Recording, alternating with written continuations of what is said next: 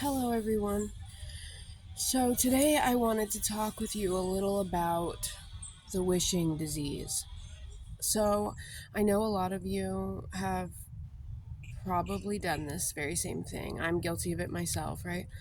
I wish I had a better job. I wish I had the same body that she does. I wish, right? You could fill in the blank with anything that you're wishing for your life. And first of all, I want to say congratulations to you, right, for wanting more for yourself. But wishing isn't going to get you anywhere, right? Action is what's going to get you places.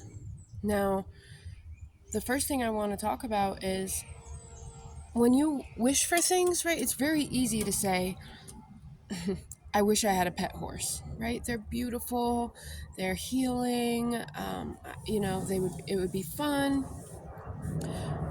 But asking yourself if you really want what you're wishing for is going to be first, right? It's going to be tantamount. You have to ask yourself, what are going to be the consequences of getting this thing that I want, right? In the horse scenario, right? The added responsibility. You're going to have to muck stalls, right? It's going to be a huge cost.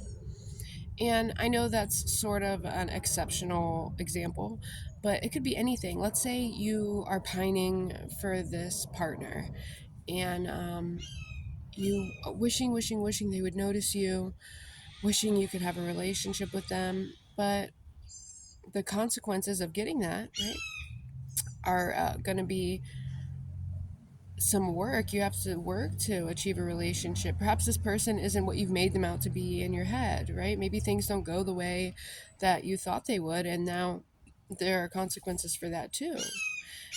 But you didn't wish for that, right? You didn't wish for the relationship to dissolve. You didn't wish for this person to be taking up all your extra time. So asking yourself, right, just as logically as you can. I do a lot of writing. I recommend maybe writing down some pros and cons of actually getting the thing you're wishing for. The results, right? What would my life look like if I had this thing? That's first, right? Deciding if you really want it.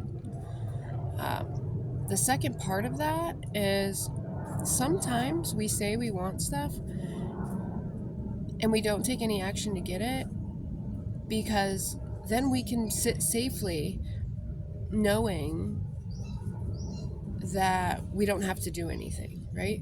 Because heaven forbid we put in the effort to get this thing and it still doesn't work out the way we want it, right? If we are wishing and pretending that we can never get it and never attain this object or this level of spiritual growth or this internal what have you, right?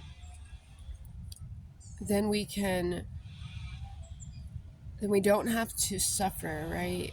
The knowing that we failed, right? This fear of failure. That's a good reason to sit around and just wish you had something. Um, but if you want to make the effort to get it, to get the thing that you're wishing for, I would recommend making goals. And I know that sounds very simple, right? But anything can be attained through enough work.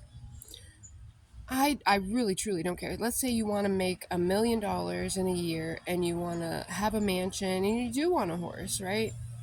Um, but you are not in a position to have those things at all. With enough work, you can. Now, being realistic is important, right? So maybe not within 6 months, right? Maybe within 5 years. Determining what it's going to take to grow yourself into that level is going to be important, right? So, starting off with some short term goals, right? Maybe going back to school, which in itself is going to make another list of small things, right? Applying, deciding what class you want to take, getting financial aid and books, adjusting your scheduling, right, to take some classes, and growing from there, right? So that you can make more money so that you can reach your ultimate goal. But I just really want to drive home the action step. Any little step is better than no step at all. Okay? So take some action. Make a little list, maybe things you can do this week. In the school example, right? just get online and see what classes are offered, right? It'll give you this sense of accomplishment, right, that you're moving in the direction of your goal, and it doesn't take much effort. And you'll notice that as you're making efforts to reach your large goals, usually they're easier when you play them out than they are when you're playing them in your head. Uh, the sense of, oh, I have to do this, I have to do this, is usually more uncomfortable than actually following through. And you're like, wow, that was easy. I would like for you to comment and let me know if you do take this advice and decide to start taking action toward your goals.